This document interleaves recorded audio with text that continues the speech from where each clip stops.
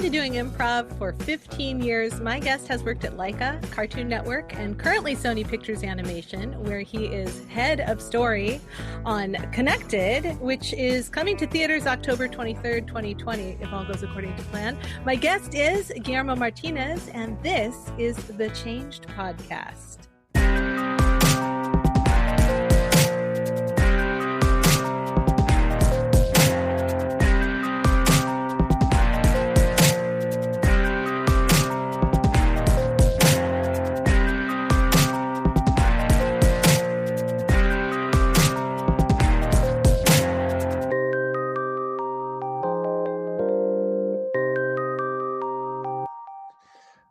Hey guys, Hi. how you doing? Hi, Guillermo. Awesome. Thank you so much for inviting me. I'm super excited to be here. Yeah. I'm super happy that you agreed to come on this podcast. And you and I have played together at Curious Comedy Theater. Shout out to Curious. Hi, Stacy. Curious. But yeah, you don't live here anymore. You're in California. Yeah, no, it's I talked to my wife about this, but we miss Portland a lot, and everyone's we're in February. We're like, we are doing this. We're going. We're gonna stay in a hotel. We're gonna visit friends. What is coronavirus? And then it all just changed, and we're like, no. But yeah, I miss it. And every time I try to go up there, I try to like perform at least once, just to hang out with people too. Oh man, that is one thing. Man, do I miss getting on a live stage in front of a live audience. I look forward to when that is a thing we can safely do again. No, me too. I mean, right now I'm doing a little bit of improv with some friends from Latin America. We're doing like a couple like just Spanish-focused improv, but at the same time, we're kind of like discovering like the limit, like using the limitations of Zoom as like kind of like what can we come up with that is really funny and silly and stupid. Right now, what we're doing, at least what we're trying to like lift the laptop up, and every once in a while like move the camera to create a very intense angle or something like that. As suspense, and I did it once just jokingly, and my teammates were like, "What do you do?" I'm like, "Oh, I just like lifted the camera, picked up the laptop. Like, we should do more of that." And so like right now it's just us like walking around the house with the laptop doing like Dutch angles and like weird moves. I think that's really smart. Can I make an assumption that you tend to be pretty adaptable? That change isn't as scary as it could be to others, or am I just way out in left field? How do you feel about change, generally speaking? About change, okay, so this is really weird. Like I have very different feelings in regards to change. I think for me, I hate monotony. Is that not the right word? I don't know if it is. English is my second language, so I do apologize. But like, if I remember when like every day would start the same, I would always try to add a small element of something new for me to not get anxious. Because if I'm about to do the same thing that I did yesterday in a movie, kind of like in a repetitive way, I start getting like feeling weird, and it's a weird mental thing where like if I'm taking the same road to go to work every day, I'm like. Like I get anxious, but if I decide to be like, you know what, I'm gonna take a different route to get to work, it feels like my day feels better now. Because I do something new. And I mean, it sounds a little bit like you crave variety. I crave variety, like but at the same time, I like. It's super weird. I sometimes like not doing new things, like sometimes like doing new things gives me anxiety, like if it's like about a meeting or something, I still get that nervousness of like, but then once I like pass that threshold basically of just meeting this new person or going to this meeting, I calm down and I'm like, oh, I should have done that a long time ago. Why am I freaking out about this? So it varies. In the first weeks of the pandemic, it was just very like intense for me because I was like, I'm a very social person too, and not only social, but I'm also like very Latino, and like Latinos are very like we love being with family and hugging and stuff like that, and I can't go like it's just like now I'm literally stuck in the same house, and so like but then after like 4 weeks into it, or I think like maybe like 2 months into it, I was like, all right, what are the new things I can do with this limited space that I have right now. And so now we like got patio furniture, which is embarrassing to say that we just got after living in this place for like 7 months. And then now we're like, yes, we're sitting outside. This is good. This is nice. This feels different. Yeah. I almost got stung by a bee, and I'm like, okay, maybe I should Oh, go back to the inside. too much variety. It went a little too Too much fast, a little pride. fast Yeah. and dangerous.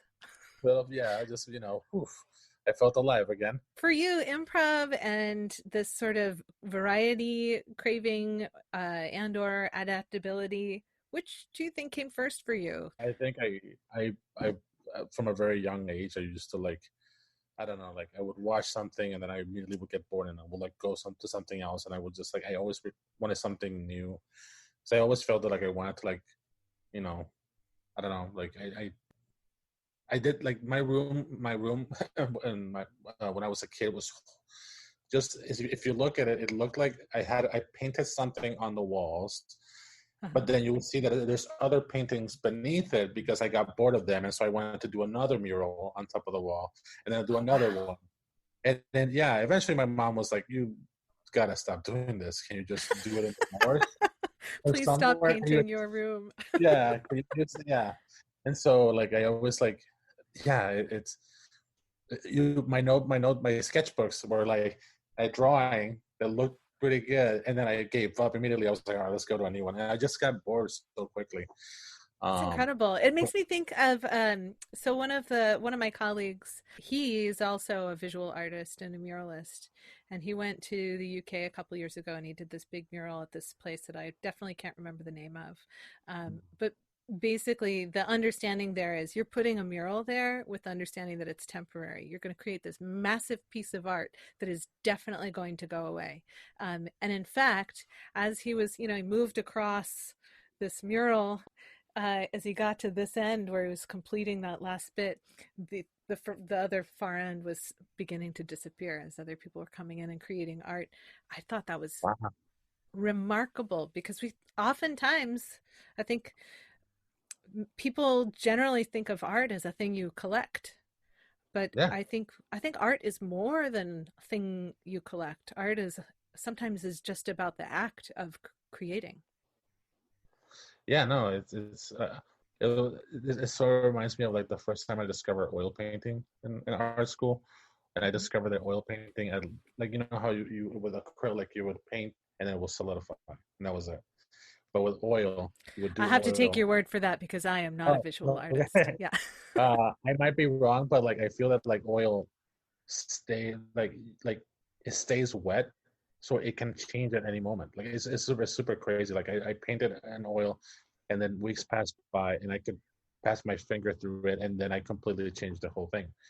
And it's super Wow. weird that like, and I think that's what adds value to it. Maybe I'm crazy, but I think that's what adds value, that you have something that is like still looks like it came out of the oven, like, and it still can be anything. It's so scary. I remember like, and also like oil painting. Also like I remember like painting the canvas orange, I think, and then I put some blue on it.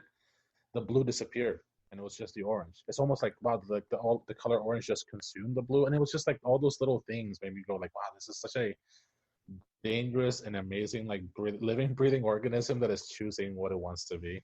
I mean, I will get a phone call from an art friend of mine going like, dude, that's not the way it works. I'm like, but that's the way I remember it working when I was doing my first oil. You don't know me. Um, I no, think that but in counts. regards, I think I remembering the think that way counts. something works totally Yeah, counts as it working that way. At least for you, it yeah, does. It yeah. takes on that No, meaning. I just know a lot of more friends from way more friends from art school that like dedicated years and decades to oil painting and understanding it. And this was my notion from like 2 days of like like oil painting, or or 2 weeks. They'll probably come back to you and Um, be like, "Look, that just means you had too much paint on the canvas." and I'm like, thank you. Also, good to hear from you again. We Yeah, haven't right. talked in a while. Um, but So yeah, no, I think, yeah, sorry. I'm super curious. Um, if you are able to use your improv background in the work that you do as an animator. Yes, actually, this- God, thank you for asking that question. I don't think a lot of improvisers and animators I think storytellers or the people who want to do film or writing or animation, like, there's a lot of value in improv that like you would never imagine. You know, like improv is kind of like disposable comedy, Mm, and it's basically you do a scene, it all goes, everything goes crazy, and then you're done with it and it's gone. Like, I yeah. mean, someone will record it or something, but it's just there. And that reminded me so much of my process, and or I think the way a lot of like storyboard artists or writers in animation work, where it's like you're kind of constantly like, hey, is this a good idea? They came up with this joke where this thing happens and this thing happens, this thing happens, and then the director's like, ah, it doesn't work, and you just throw it away, and then you just kind of go, all right, how about this? And so I think I think improv in a way kind of made help me with that muscle of not getting married to certain things, which I Mm, think made me more. Sounds weird, but like a more successful story guy, because I was able to not get married to anything. Because like I think it's easy for someone to be in story or in animation and just be like married to this one thing, like yep. this like, oh, this is so cool and this guy is so good, and then the director doesn't use it, and then you're kind of like, oh, really? I think I'm right, you know, like, but I'm so used Yeah. to People get very attached. yeah, I'm so used to like disintegrating like story and like doing and doing improv where like I made this scene, we did a scene together, no one laughed, whatever. We did a scene together, some people laugh, whatever. I did a scene, someone's laughing, yay, that's good, let's do another scene. Like, it's just like I'm always, I guess in that sense, I'm very I'm a lover of change, I guess that's a good way to put it. But yeah, I think that's one of the main things, correlations between the two. Well, um so yeah, Guillermo, I would love it. Will you, can you, would you tell us a yeah. story from your real life? Share with us a story about a moment of change. Was born and raised in Puerto Rico, and I lived there for, I think, maybe 22 years, 20 something years. But the people that I met there were like some are the closest people that I've ever had in my life. Because I'm also Latino, I think I have this connection with my family, and I love them to death. So it became really difficult when I realized, like, oh, like I was like, I know what my number one passion is, and it's to work in animation and feature animation in the U.S. just to learn from like the masters and stuff. But I knew, I'm like, I can't. I mean, I can't go. I'm just this island guy. Like, I'm not. What the hell am I gonna do over there? Like, it's a lot harder than I think. And so I just kind of continued doing things that were sort of related to animation, like motion graphics and doing graphic design and doing, some things here and there. And I think there was this. Okay, so this is weird, super weird. There was one day that my mom asked, where do you want to go to the movies? We can go to this movie theater, or we can go to this movie theater. And I'm like, huh, okay, let me think. Let's go to this movie theater that's in this mall. Why not? She's like, all right, let's go. I never knew that moment was going to be an important moment in my life. Because when I went to that movie theater, I normally go to the other one, which has better seats, better food, AC. And I chose the other one because I'm like, let's try something different. Let's do something new. I was like, well, we've been going to this movie theater a bunch of times. We haven't been to that other one in a while. I went to that other movie theater, and there, as I'm literally walking in, out comes this girl that I actually was like, oh, we know each other. It's like, oh yeah. We started talking, and we exchanged phone numbers, and then I started dating that girl who was an old friend from another job that I had. And so we dated for a while, and then one day cleaning her apartment because she was moving, her roommate dropped a piece of paper that said, "Welcome to the School of Academy of Art University," which is an animation school in San Francisco. And I'm like, "Oh, what is that?" She's like, "Oh, it's an art school in San Francisco." And I was like, "Oh, that's interesting." And from that moment on, when I saw that, I started researching it, and I started going like, "Oh, I can study animation. I can do this." And then from that moment on, like it was like a moment of inception. I was like, I can okay. Should I apply to that school? I mean, this might be the shot. This might be the only shot I have to go to work in animation, or at least start somewhere, because I didn't know where to start. And then like weeks after I got this job, the worst job I've ever had in my life, which was like working as a comic book artist for this company where the guy who was running it was this like kind of like preacher. Huh. And this company doesn't exist anymore. He was a preacher, and he was always like passing by me, going like, "Hey, are you ever gonna go to one of my services? Because I'm trying to save you, man. I'm trying to save you." And I'm like, Oh, wow. "I'm No good. pressure. No pressure." And then it was me and then two other people who've been there for like 17 years, and they were like buddy buddies, and I was alone. Like I was like me alone. These 17, like these people who've been there for a while, and the owner, and they were all groups of friends, and I didn't do anything. I was just like drawing, and I felt weird. And so your choice was to stay in this job you hated or take a leap of Or faith and go to art school. and take a leap of faith, and like I think because I at that point I had finished like art school, but it was more fine art, Mm. the one in Puerto Rico, and I wanted to be more focused on animation. And that when I was there, I realized, the hell am I doing? What the hell am I doing? I need to do something. And then that's when I decided to like, from being there, I talked to my ex-girlfriend's roommate. I was like, hey, can you send me the information for the school? And I applied, and one day I was working there, and I was like literally passing out because I was like just very sleepy. I was like very bored, and I got the email saying, "Hey, by the way, we're super interested in you got into the school." And from that moment on, I was like, I quit that job, and I had the other thing of like, and, I was like super excited. I was like, this is gonna be great. I'm leaving, but I think the leaving aspect was like super terrifying because I was like, oh shit, I am leaving. I am leaving 20 years of my life. Like, what is that gonna be? I still remember the day that my mom was like super excited, and my dad was like, your son is leaving, and he might not come back, right? And Oh, my mom just like broke down, and I'm like, Dad, what the f? What the hell? you feel And like I had a smooth escape, Dad, until you said that. yeah, yeah. And so the day before I left, there was this like, I was like clammy. I was sweaty because I was like, it was growing me. Like my brain was going, like, 2 days from now or a day from now, your life is literally going to start from zero.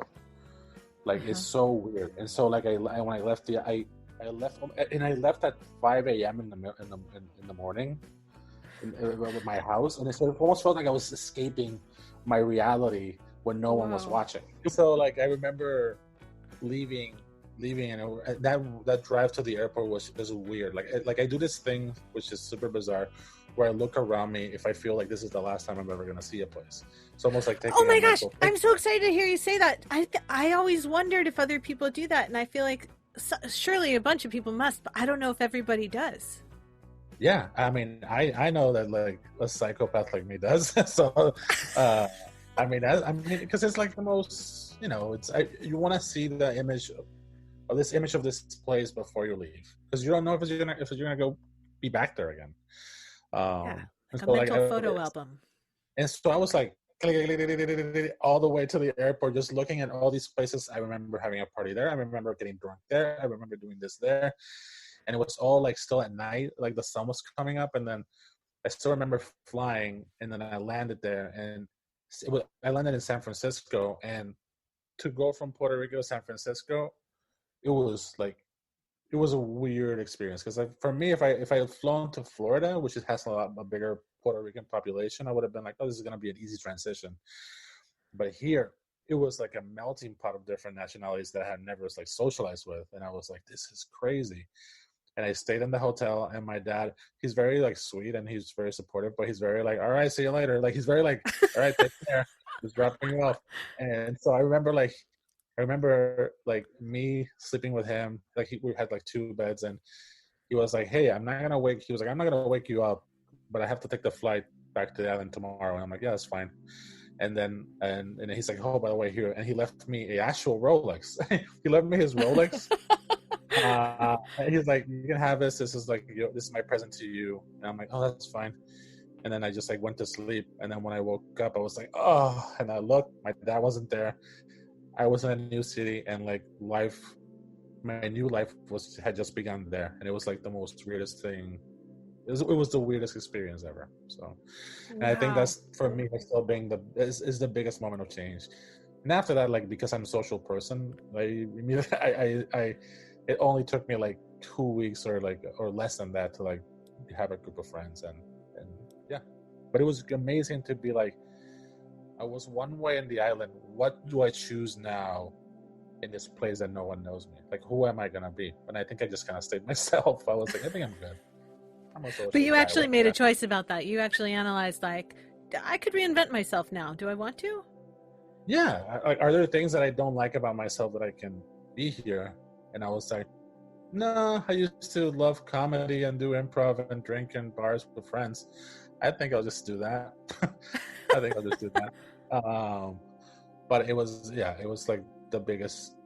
I still remember that day so vividly, or at least those 2 days.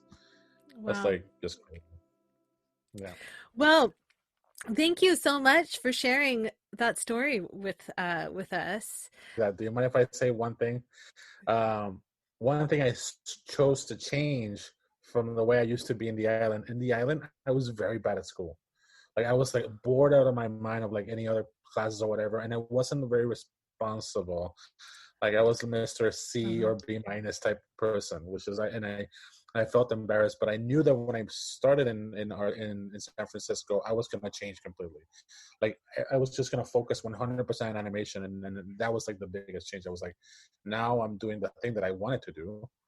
Therefore, I have to show that I want this, and so like I worked my butt off, and so I was more I had a better time studying and getting better grades than I Sounds used like to. that was a good choice.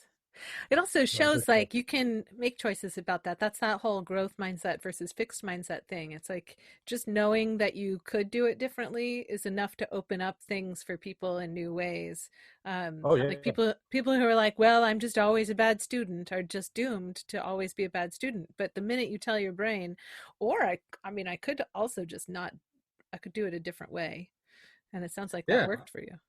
I thought at first I thought that I was gonna suck hard when I went to when I started in San Francisco, but then I realized, oh, it's just me, man. It's just me. I can totally do this. Uh, oh boy, my mom was right. Oh boy. Oh well. Anyway, What was your like mom it's. right about? Oh, my mom was right. That she's like, because I remember being like, I think I'm just destined to just be not good at school, and she's like, no, I think you're good. I think this is all on you. Like, like you're choosing not to want to study that much. You're choosing to getting that F. Like I saw you watching TV and not studying. Therefore, you chose not to get better grades. So yeah, it's that's what she was right about. So mom was right, and you proved it by And I just proved deciding that. to do it differently in San Francisco. Yeah. Like if my That's mom was there great. in San Francisco, she'd be like, "Wow, what a revelation!" That's terrific. So you made this big leap. What changed in your life as a result of making that choice? Because there was one fork. You could have just gone to that normal movie theater. Where would your life be now if you had done that? Literally, I think about that every year or every month. I think about that. Well, I think if I went to that, if I decided to like be like Gwyneth Paltrow and not get on the train. Sorry, like a weird sliding doors like reference. Is that Seems Gwyneth appropriate. Paltrow? Yeah. Um, Probably. I don't remember. Probably, yeah. Um, but I think I don't know. It would have been a different story. I think that day where I chose to go to a different movie theater, like it's like if I look back, it's like the biggest day of my life. But I also feel that the universe, in a way, would have been like, hey, no, no, you're Mhm. interested in this. Like, I don't know. I just feel that like my passion for doing animation would have just like somehow came up in some other way. I would have taken a little bit longer. I think if I went to that other movie theater, I would have just like worked. I would have like gone and worked in an ad agency for a while, and then some other friends that I have. Oh, that's interesting. Holy shit! Sorry, just think about this. Well, okay, so bear with me on this one. Uh, I always say that like if I went to the other movie theater, I would have just kind of like worked in some small animation studio in the island that a friend of mine runs, But my friend wouldn't be running that thing if he hadn't gone to the same college that I did when I told him, "Hey, I'm going to San Francisco. You should come with me." So I feel that like Oh, I feel like I feel that I don't know, or maybe I knowing how talented and good he is, he probably would have opened the company anyway. But I feel that like I don't know. I feel that like I feel that there's I an actually have intersection in your paths for sure. yeah, Like 100%. clearly, that's amazing. That choice that you made had ripple effects that have that's I just Yeah, think that's so cool. it's crazy. Like it's crazy ripple effects that would have affected a bunch of other people's lives. Because I know that like after that, when I left, I was almost like the guy who tested the waters Hmm. for a lot of other people who were interested in doing animation or doing film. They were like, "Hey, how's that school? Is that school good?" And then they all kind of like he went, and then because he went, other friends of his went, and then because they went, another people went, and so I think, and yeah, it's like this is blowing my mind right now. Well, so today you Yeah. are head of story on Connected. Do you want to tell us a little bit about Connected? Yeah. So Connected is is the next feature animation from Sony Pictures Animation, and it's the same people who did Cloudy with a Chance of Meatballs. Hmm. Most recently, Spider-Man Into the Spider-Verse, and it's the same. It's produced by the same guys, Phil Lord and Chris Miller, but it's directed by this guy called Mike Rianda, and he basically is just it's kind of like an autobiographical story about his family, but it's basically the story of this girl who wants to like uh wants to go to film school and is super excited, but her dad is like, I don't know how you're gonna succeed in life by making movies. You should get a Uh-huh. job at like a Home Depot or something like that. um I know a guy in Home Depot, I can totally get your job there. And she's like, no, I want to do my own thing. And so like he decides to, before like his wife tells him like we're about to lose our daughter if you don't change. And so that is the father decides, hey, let's get on a road trip together to college and let's unite. And but then it just turns into this kind of like Little Miss Sunshine situation where like the family's always bickering, and oh, by the way, the robot apocalypse happens, Oh and my God. there's no more humans left in the world, and this family that is constantly bickering with each other are the ones that have to save the world. And so Wow. yeah, it's an animated movie, and it's like right now we're like, I mean I'm out of the my job there is done because like the film is already like done, basically Yeah, now they're yeah. just doing mixing, but it's might be one of the most like like gratifying experiences, professional experiences of my life, because it literally is the movie that I've always wanted to do. Like when I met the director, he actually approached me. He was like, "Hey, we me and him have different friends who are like, ugh, you guys should just hang out with each other. Like you should meet the guy. Oh, you should meet Guillermo. Oh, you should meet." I'm like, who is this guy? And then we met, and then we clicked, and it was just like this really good relationship. And it was like it's like his inspirations in comedy are like Greg Daniels and like like The Simpsons, and it's just like Hmm. bleak, sort of like bleak comedies, but with a little but for families. And I've been I was blessed to be able to like work on that project. That's really cool. Yeah, What's yeah. uh what's next?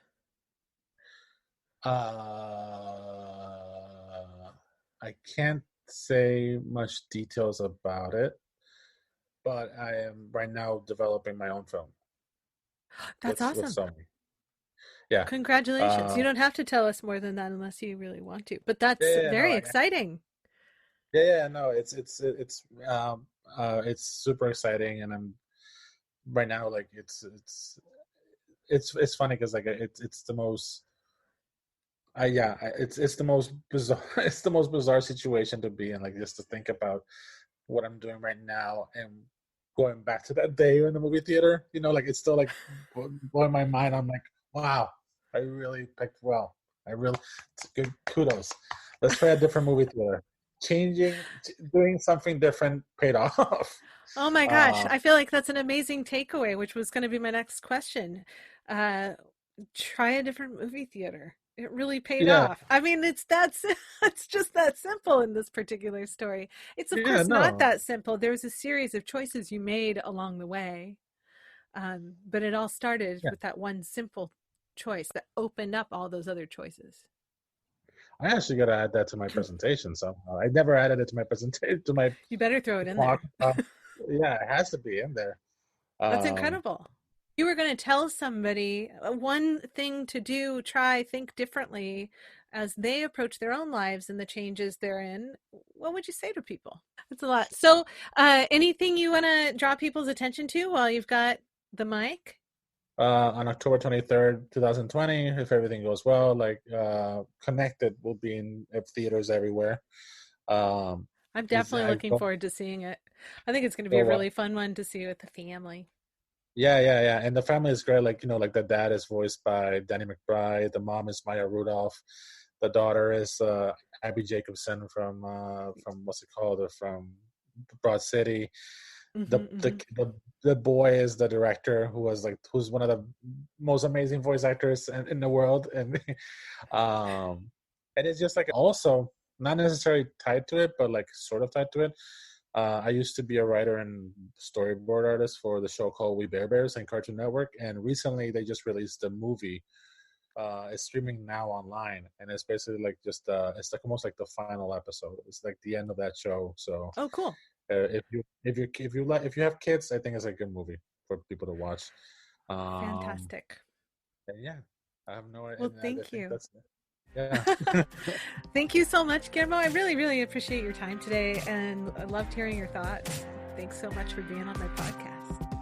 Oh, thank you. I cannot wait to cringefully hear myself in the podcast going like, what are you talking about, Guillermo? But yeah, anytime.